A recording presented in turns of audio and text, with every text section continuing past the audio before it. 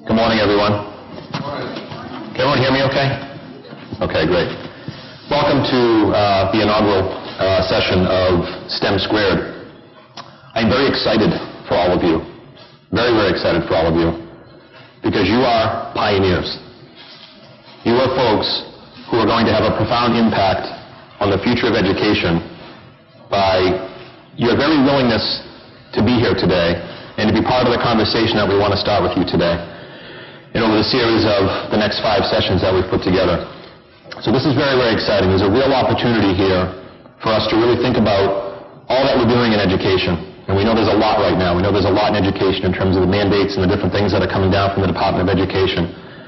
But today's session is really going to give us an opportunity to think a little bit differently about education, to think a little bit differently about how we prepare our kids for the future.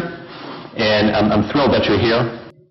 All right, so we have, there you go, just take a look at that. Teachers, principal, admin.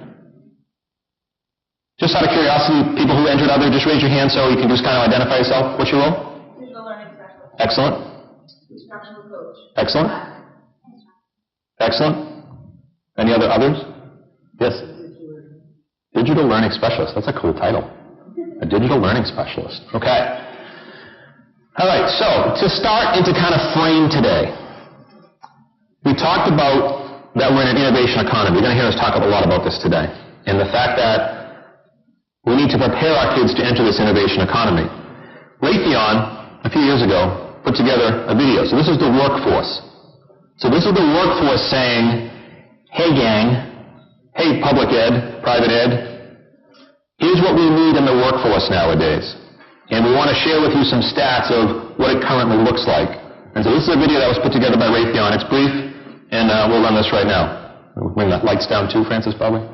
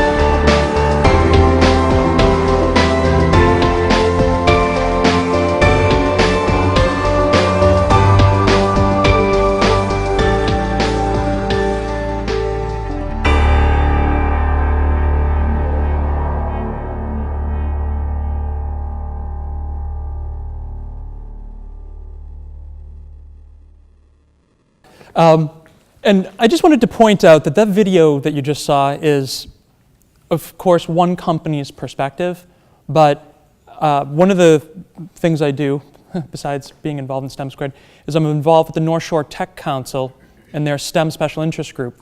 And I can't tell you how many breakfasts and how many meetings we have where people from major STEM industries here on the North Shore bring up point after point after point that you had seen in that video. And to the point of the acronym, how many people, when we have a STEM breakfast, show up from among tech industry thinking that it might be about stem cells? Okay, so there's definitely a messaging issue that we're all on the same page with science, technology, engineering, and math. And then I think, too, as you see those different points in that video, that you may see things like, the amount of money you can earn in these positions that some people like to hold up. Maybe that's the carrot. Maybe, and they hold up another point and another point.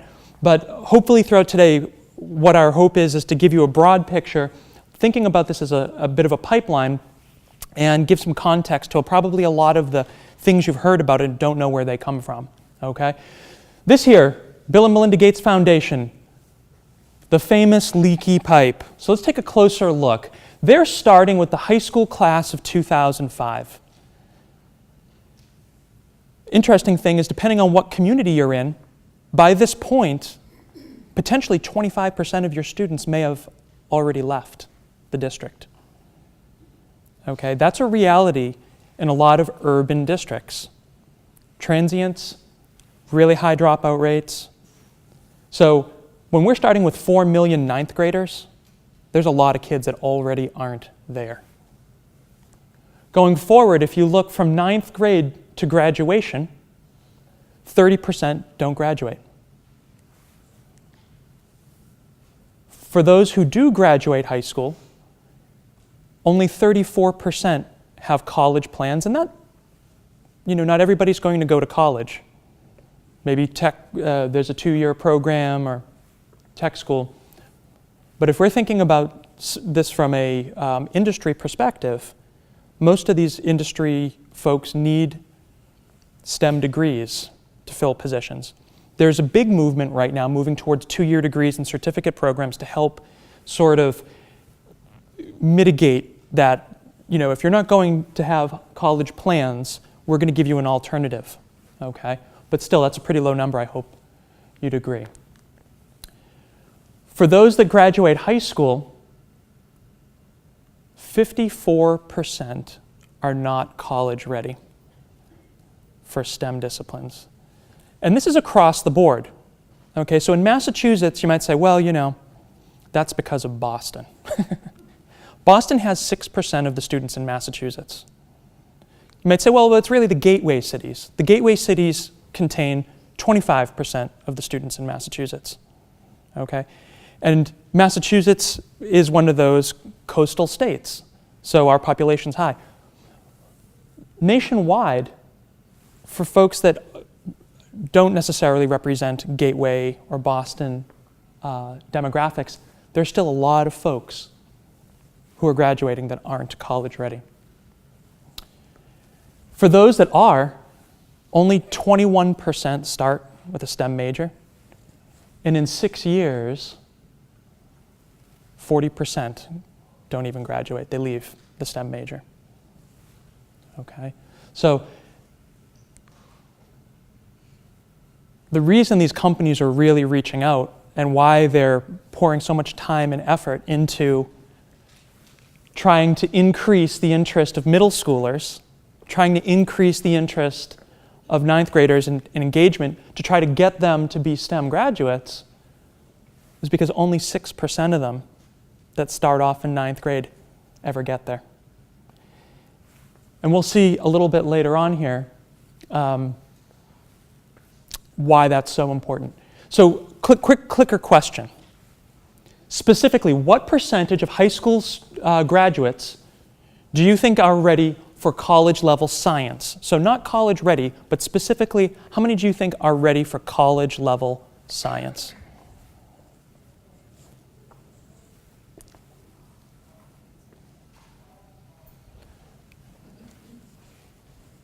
All right, so we're gonna, I don't know where number 38 is, but we're just gonna go ahead. Oh, there you are.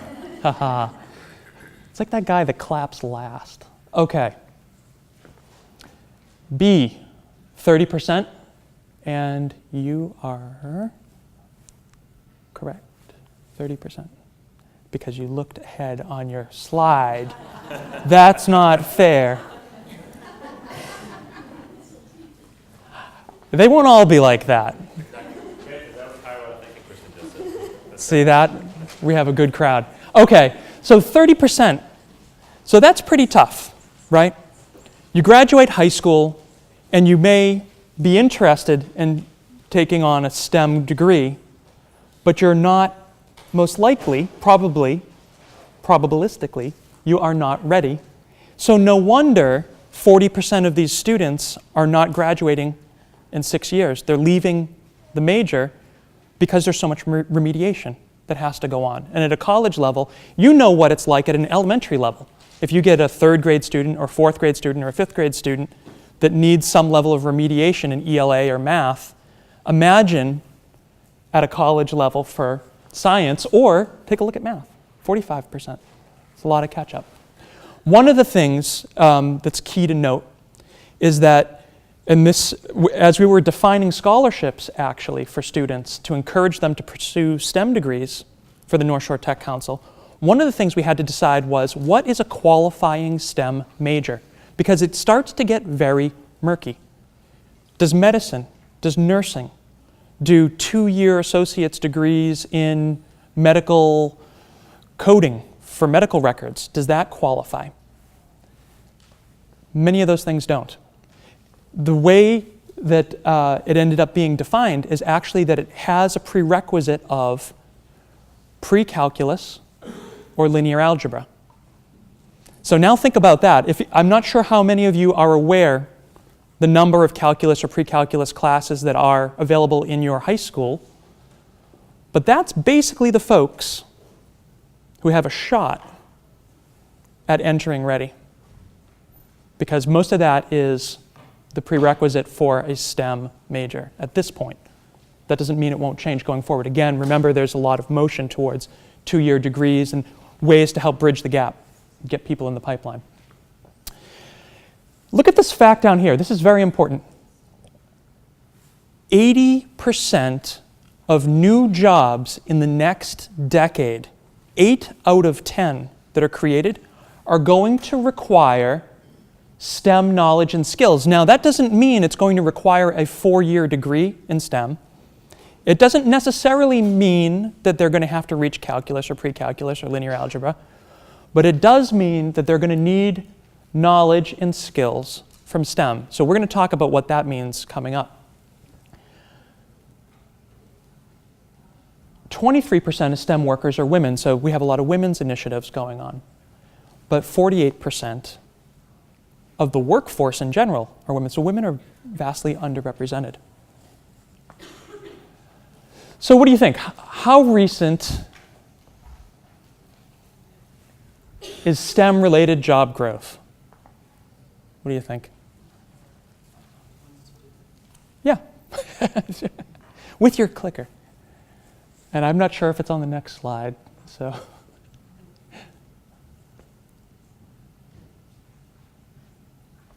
All right, let's check it out. Anyone else still thinking? All right. We're going to go ahead anyways. 1980s, 1990s. That's what I'd say. Look at since 1950. And actually, I think you could argue this goes back even further. But look at since 1950. 30 times growth. So this is nothing new. And actually, if you were to sort of say, you know what, you start mucking around in STEM education and finding out, where, who's set up to try and help create change in this? The reality is a lot of those organizations have been mucking around in this since the 80s. So if you're a teacher who's been in the field 10 years or 15 years or maybe longer, think about the change you've seen in that time. Does it represent the rate of change that you see here happening since the 80s? Okay. So imagine that. 7 million jobs in science, technology, engineering. And sometimes, this is a good point too. Life science. So what is science and technology jobs, life science, things like bioscience, medicine, physical science, engineers, math, information systems, so IT, social science, and then technicians and programmers are also included. But look at they're a fairly small percentage, okay? Here we go. This is why you start to see some of the alarm and opportunity, okay? Remember, 6% of those students who start 9th grade end up in a STEM, with a STEM degree, a STEM job. Check this out. Specifically for engineering degrees, this is China, right here. United States, right down here. So who's reacting to the opportunity, at least more efficiently? It's like they made a decision. And it's funny because, 1950 was before I was born. Might not be before some of you were born, I don't know. I can remember 2001. I can remember 2004. This is not that long ago. And they went from a little over 200,000 degrees in engineering to about 700,000. Okay? That's just engineering. I think the point on that one too is that's year-to-year growth. You're not talking in decades of time. Yeah, that's true. You're talking from one year to the next, It's increasing. exponentially growing. And the rate is increasing. You see the slope of that line continuing up. And the slope of the US line, it's almost, I feel like it's like, what's going, no big deal. Check this out though. If you look specifically at the sciences, so that's the engineering side. Now look at the sciences specifically. Looks like the US has got a little something going on here. But again, China made a decision. Okay. So in the matter of, I don't know, what would we say, 10 years? They went from producing less than half of the number of science degrees to doubling the number of science degrees that the United States is producing. Okay. By the way, and I don't know if you realize this, but I went back and looked at some of the statistics on those, on the science degrees that the United States is awarding. The US awards almost the same number of degrees, a little bit less. I think about 1.8 million. What's interesting is that the degrees the United States is awarding in science, technology, engineering, and math, 50% of those are actually to people who have come here from other countries specifically to learn in our institutions, which is fantastic. But at the same time, why aren't our students that are graduating here pursuing those same seats? There's no empty seats at Harvard. There's no empty seats at MIT or RPI or you name your favorite school that offers a STEM degree. No empty seats. And people are actually coming here, and many of them paying full ride cash to do it. Okay, real quick turn and talk. What's your impression of the facts? And what do you think? What do you think as elementary educators?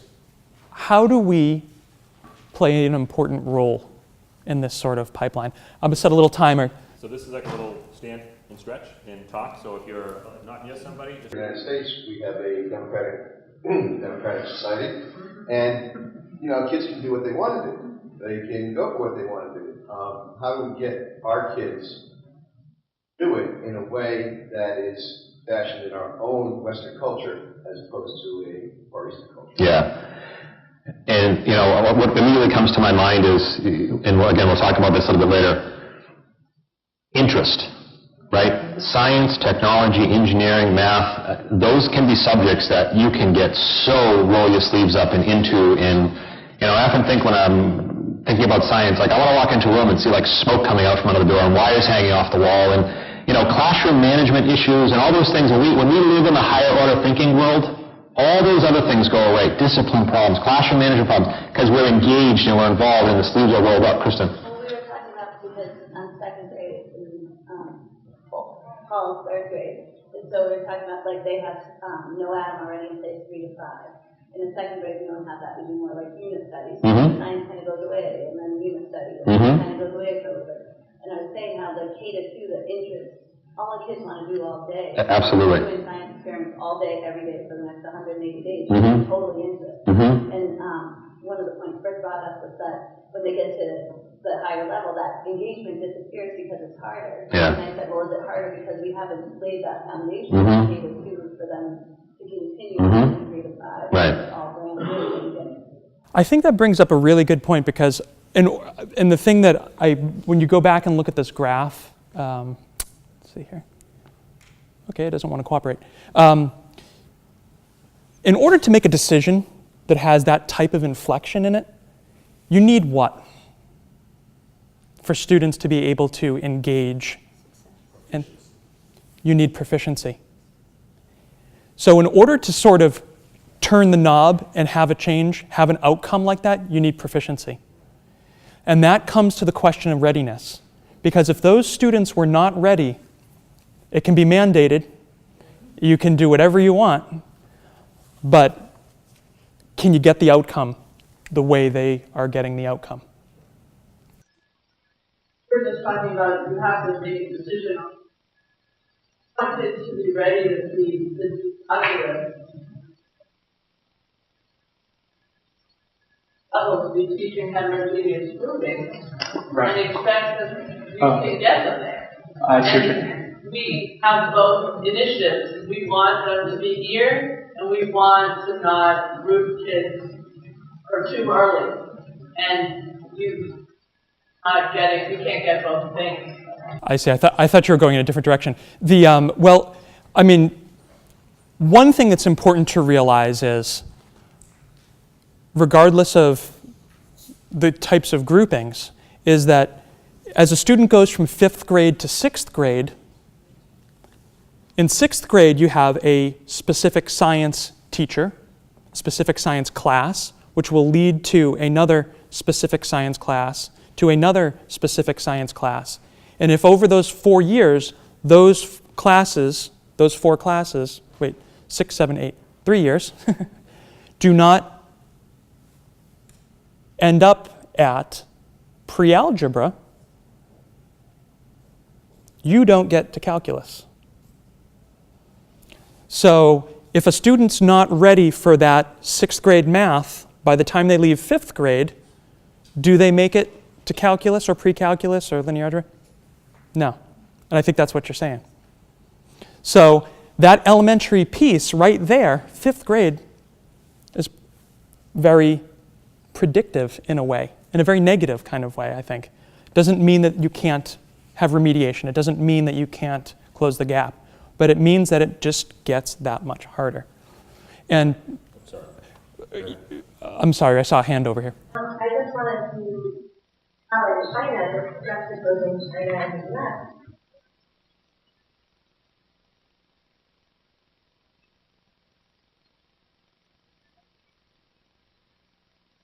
Our English proficiency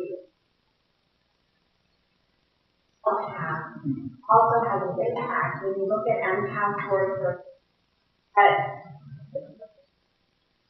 a lot of our math that's given on the at an English proficiency. Without that English proficiency, that's a struggle. And so, what is proficiency? Well, is it written? And we have to look at our definition. That looks like when you. Sure. And I think, too, another question is how much time we're spending on ELA and math to get the proficiency that we're looking for. I mean, we've all lived under No Child Left Behind, right? And when you think about it, and some folks said over here, at that grade level, 2nd grade, 3rd grade, how engaged the students would do science all day because they want to do it. they want to engage in it. But how often are we teaching ELA and math skills through what the students want to do versus what we feel like we have to do, what we want to do, because we know we need to do it, because if they don't have those skills, it's pretty tough to do much. Right, I think it's great that we have and enjoy the diversity that we have in our schools. And I think that creativity, innovation, there's no linguistic boundaries on that. Kids, that point about wondering, my favorite word in the world is why. As a 5th grade teacher, I love that word. And kids ask that, why? Why is the sky blue? Why do the trees move, and there's wind, and why does the ocean have waves? And I thought it sounded like an exam of science commercial. What makes an ocean wave wave? I'm dating myself with that reference. But those things know no linguistic boundaries. I remember as a 5th grade teacher, in my classroom, starting out 21 years old and, staying a page ahead of the kids, a lot of the times because it was also brand new. And kids would ask a question. I taught science. I taught science and math. And I taught in Salem, Mass, as a matter of fact. I remember there was no real science curriculum. And I remember asking the people around me, well, what do I teach? And they said, well, teach about wolves. And I said, well, there's not a lot of wolves in Salem, Mass. I don't know why I'm teaching about wolves in Salem, Mass. But anyway, I had a wonder wall because I knew I didn't have all the answers to all the questions. So the kids would say to me, Mr. Morrison, why is the sky blue? And instead of oh boy, I don't know the answer to that one, up in one corner of my room I had a thing we called the wonder wall. And it was like a little piece of paper, I wonder, ... And there was a bunch, all different colors. I'd say, that's a great question for the wonder wall. And they grab the thing off, I wonder why the sky is blue. And now he had all these great questions on the wonder wall. And now if the lesson came up a little short, or, looking for maybe a different kind of homework that was real involved that night, we pull 3 or 4 questions off the wonder wall and say, okay, you find out why the sky is blue, you guys find out why the ocean, waves happen, and whatever the case may be, come back in and we'll talk about it. It was a very diverse class. I taught in a classroom that had half my students were native Spanish-speaking students, half my students were native English-speaking students. And yeah, there were some communication barriers, there's no question. There were some things that were trouble, but what was not a barrier was the wonder in the eyes and the innate curiosity of these kids. And I hope that what we accomplish through the course of our sessions is to try to come up with some solutions to help in that regard, because I think we can get caught up in that sort of MCAS cycle and things like that. And I think what my sort of philosophy is, and I know it's others that I work with, if we can build the capacity of our kids to think differently, the MCAS and those other things are going to kind of take care of themselves. I think we tend to hyper-focus on those things, and we forget the other things, and all these other things that over here are important. And if we can bring that ability to our kids and to think laterally and to think divergently and to promote that creativity and innate curiosity of our kids, I think we'll start to see some different things happen. Finland is often mentioned. Depends on what test you look at, but South Korea, sometimes, actually Singapore is quite often number 1. And when you think about it from that perspective, you got to wonder why. And there's all of these sort of technology movements on right now, right? Get the connected classroom, one-to-one, laptops, iPads, adaptive testing, and all these sort of things. And does Singapore have that stuff?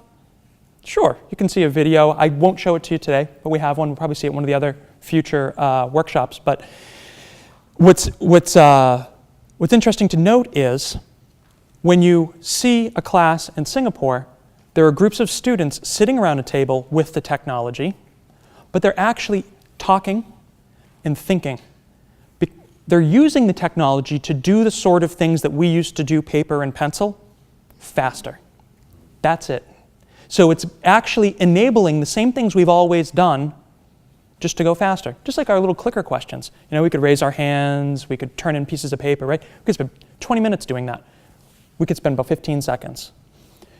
What's interesting is that, and this is what we're going to talk more further about, is that facts are cheap. We live in a world where facts are cheap. Okay? What took Western society hundreds of years to develop, the knowledge of medicine and things like this, countries that are developing can just go online and Google. And they are as knowledgeable as we are in the Western Western countries. So the reason I mention that is that when you see a class in Singapore, the sort of facts that we're teaching students, content knowledge, they're just Googling it. That's it. So it becomes a discussion about higher order thinking and how to use these concepts versus, versus just kind of recall. So how are we doing on time? Okay. Moving on. What is the United States going to do about this? And so this is where you start to hear more about STEM. The National Research Council of the National Academies really set the bar. I'm not sure if you're aware, the National Academies is basically a collection of 300 US Nobel laureates. Okay, so these are folks who have made major contributions. They have been, a late friend of mine invented an artificial heart. That's what you have to do to get inducted in, and you're invited. You don't get to apply. So the National Research Council is sort of a subset of this group, and they had a call to action because guess what? They're the ones that built all the companies, the big companies we talk about up and down 128. And they said, let's improve the US K-12 system. We have to do it on a state and national level, and we need that to trickle down to schools and districts. And the purpose of it hitting schools and districts is because we need to change the culture and supports for STEM learning. And the whole goal of that at its heart is what you all are doing every day. It's about effective instruction, okay? So out of that National Research Council recommendation, and a lot of the things we're talking about today, that big heavy green bag you got, there's documents that give you in-depth so you can go and actually find these because someone said, I'd like to see where this information comes from. That's what's in there, okay? So President Obama put together a 5-point, 5-year federal STEM strategy for the United States. So this is that top circle, state and national. First goal of this federal STEM strategy is to improve STEM instruction, okay? And here's how they plan to do it. Prepare 100,000 excellent teachers. Well, guess what? We have more than 100,000 excellent teachers, and we can prepare an awful lot more of them. And they're not just, the thing is that when you see how this is coming to light right now, the focus is largely middle school and up. But we already talked about if you want kids to get into STEM degrees, if they want them to be college ready, if you want to address the issues that industry is raising, because remember, who's the National Research Council? Industry. Who kind of focused? They're the advisors to the president and Congress. That's where this is coming from. So improving STEM instruction has to improve, ultimately, the workforce, the readiness of our kids to take those degrees and take jobs. Second point, increase and sustain youth and public engagement in STEM. We can't have people from tech companies showing up to STEM breakfasts about STEM education thinking that it's about stem cells, okay? They have no excuse. And we need to know about it, okay? And we need to tell others about it. Enhancing the STEM experience of undergraduate students. They're trying to get students just to have one STEM experience before they graduate. Can you imagine?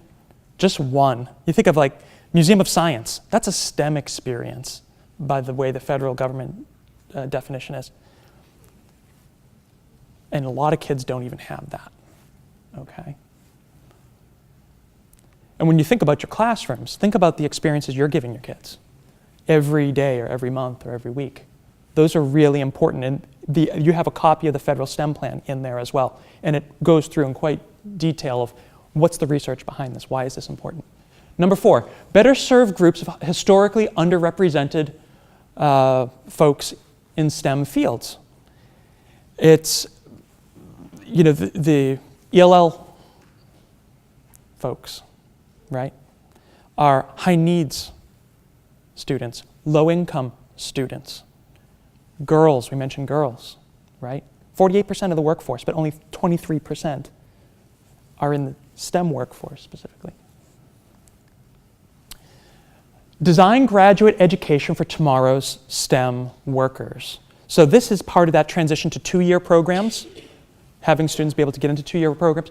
But also, when you think back to the educator preparation programs, I mean, how many of you were talking about STEM in your educator prep program?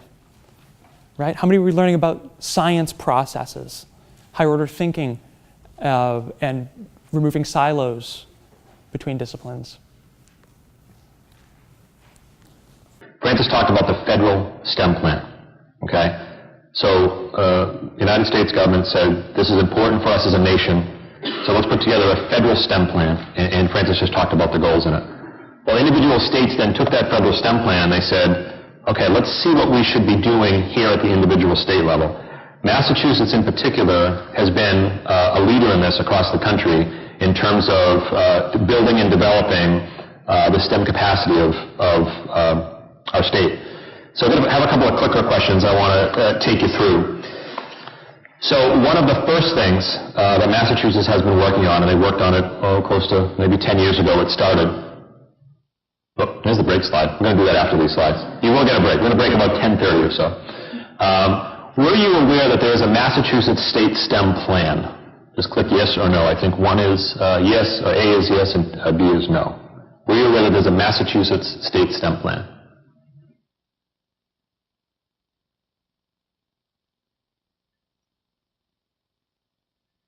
Give it another second. Okay. So 61, that's fascinating to me, and that is not a knock on any of you at all. It's fascinating to me because this state STEM plan has been out for a long time. So much so that we're writing version 2.0. And when I say we are, I just happen to sit on the group that's helping with the 2.0 plan, and that's actually going to be released at the November State STEM Summit. STEM Plan 2.0, right? Now, I bet you, if we went across the state and literally polled every teacher, the numbers would probably bear out the same. So this state STEM plan has been sitting there for us to use and access and look at with goals in it and things that we need to achieve by 20% MCAS growth. You know, you talk about MCAS growth, 20% MCAS growth in science, technology, engineering by 2016. That's in the state STEM plan. You may not have ever known that. Like, oh my goodness, we're supposed to grow by 20%? I had no idea, right? So there's a statewide STEM plan. That's a big thing at the state level, okay? Just one quick thing. I think what's important to realize is that federal STEM plan you were talking about is Massachusetts' articulation of it. So now you're going further into those circles. Yes, exactly. Yeah, think of it like a filter, right? Right. Almost like a filter.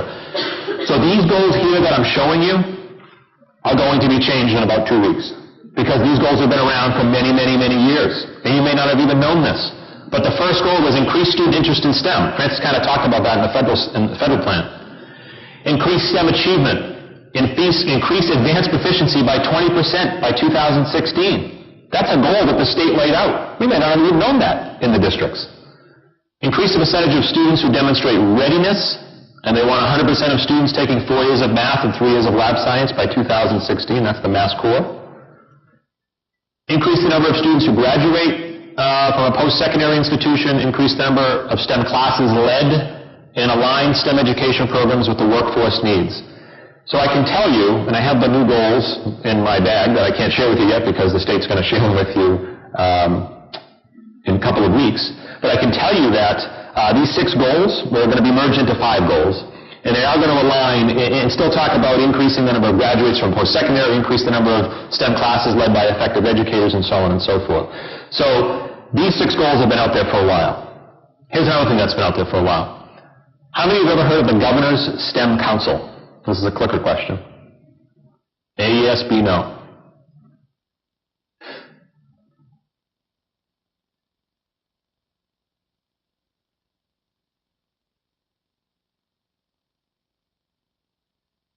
Someone's in the bathroom.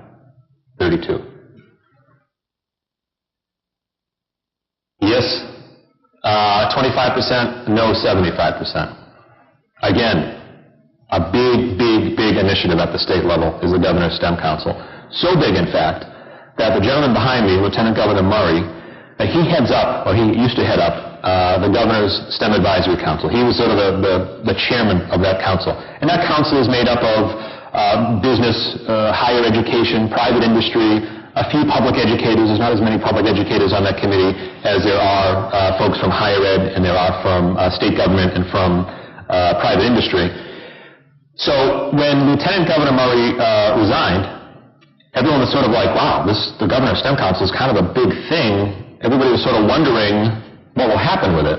Will it just go away, or is it certainly have the attention of the folks at the state level? So a United States Congressman Joe Kennedy, down in the 8th District, 6th District? 6th District, I think. I don't remember what district he's in. They tapped him to be the new chairperson of this council. So this Governor's STEM Council is still very much in existence, meets regularly, is responsible for, you can see right there, this Massachusetts STEM plan. So if you were to go on to our state website, mass.gov, there's an entire section on STEM education and the Massachusetts STEM plan and innovation schools and all these different things that they try to highlight around the state. So we filter it down a little bit more. Federal state plan, state STEM plan. Now you've got a governor's STEM council that's operating as well. The STEM Advisory Council, chaired by Congressman Kennedy, 40-member board. The Advisory Council advises and sets the direction for the implementation of the statewide STEM plan, which again is being updated and will be called STEM Plan 2.0. And the key roles you can see that are on there. The role of the STEM Council, bring awareness to the importance of science, technology, and engineering, and to the target audience of students, teachers, parents, and the messages that STEM careers are exciting, fun, flexible, and well-paying. They actually put together a little commercial at one time called the WOW campaign, and it's a pretty interesting thing. If you ever get a chance to go on YouTube, they kind of highlight all these STEM careers that are available to people, students rather, as they make their way through the school systems and go on to graduation and enter the workforce. So, did you know about the yearly STEM summit that's held at Gillette Stadium? So this is a yes or a no. A yes, B no.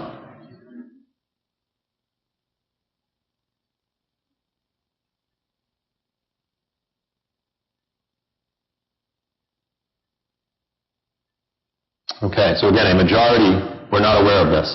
The reason I point these things out to you is to say to you, as we read the tea leaves on this, as we think about STEM education in our state, major initiatives happening federally, major initiatives happening statewide, and the folks who really are the ones who can affect change, we're seeing that a majority of you, and this is not any fault of your own, the majority of you aren't aware that we have this. And I can tell you, having been to this STEM Summit for a number of years now, this STEM started as something kind of small down in Sturbridge. Little kind of, old hotel, kind of dark and dingy, right?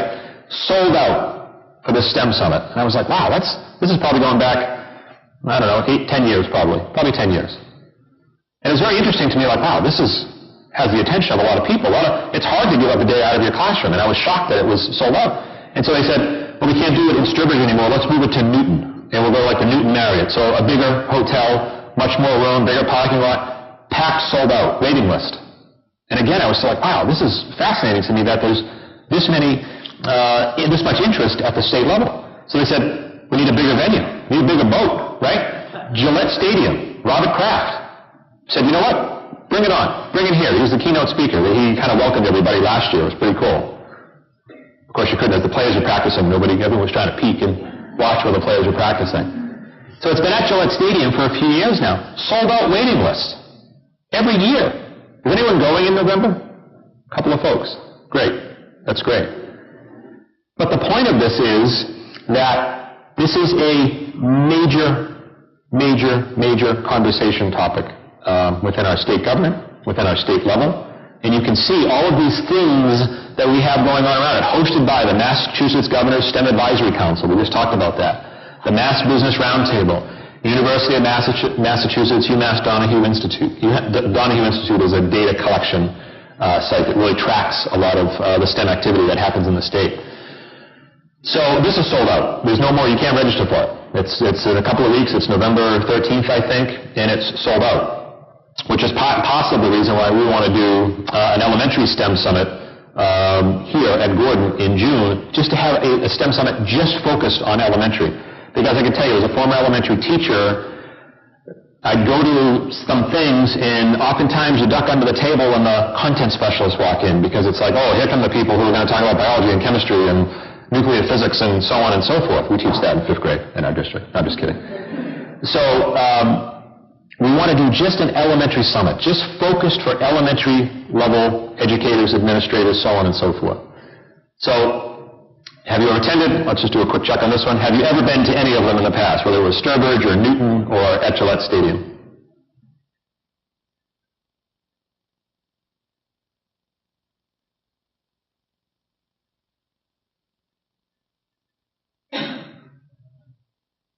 Okay. So those numbers are fascinating. When you really think about the level of attention that's being paid at the state level to this, and the fact that it has not trickled down to the classroom, which is where we can affect the most change. How many of you are aware that there is a pre-K to 16 regional STEM network? So across the state, if you look at this little map down here, they've divided the state up and they've said, here's the Northeast Network, Metro West, Central. They carved the state up and they said, let's really combine forces and combine efforts and develop these STEM networks. A few more people chime in. 1 is yes, 2 is no.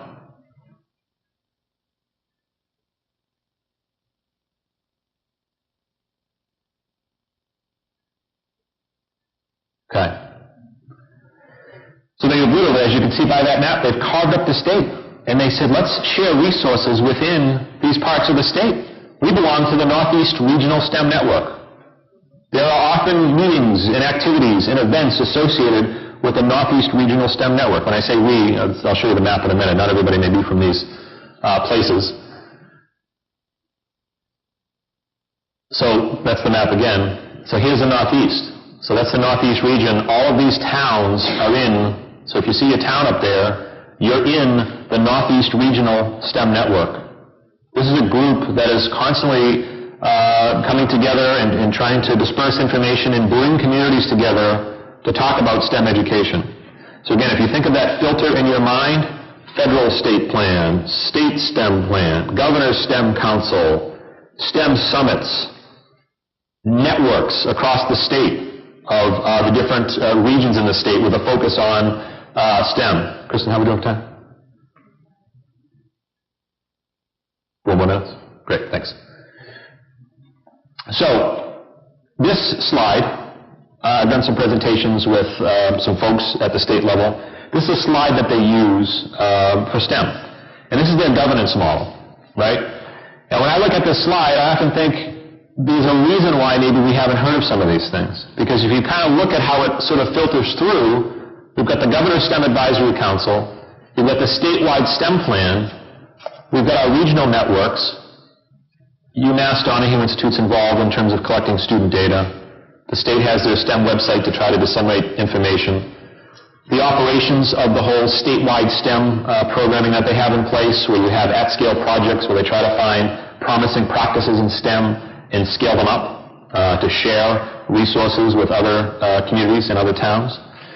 And then here, they're partners, school districts, corporations, foundations, nonprofits, state and federal agencies. And I think somewhere along this line, the message gets lost. And clearly we kind of noticed that, right? We looked at the data, 91%, 67%. Where's DOE? We'd be down here, partners. State and federal agencies. I don't see the interface. What's that? I don't see the interface. What? I mean, they're there, but where's the interface that's going to make this happen? That's where it's got to happen, coming down to us through DOE. Yeah, so let me show you something. So here's what we contend. We're going to skip that slide for a second. We contend that this needs to happen. That needs to happen. This is where the activity, and this is what today is. Today is flipping the model. That's what today is. Today is, instead of you being the last to hear about something, is you being the first to hear about something. And taking the knowledge and taking the information that we talk about today and spreading that word and having those conversations.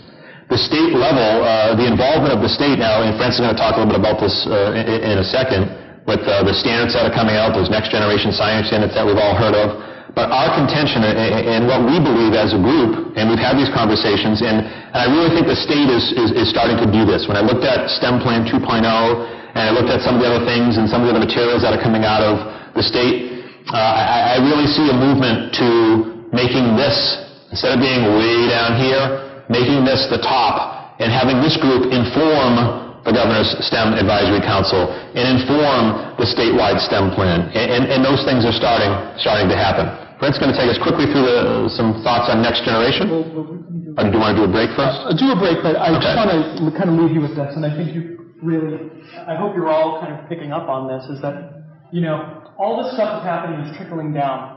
How much of it actually trickles down to you? Because remember, if it's about effective instruction, who's delivering the effective instruction? The 91% who aren't getting a connection to this because of the way the system is articulated.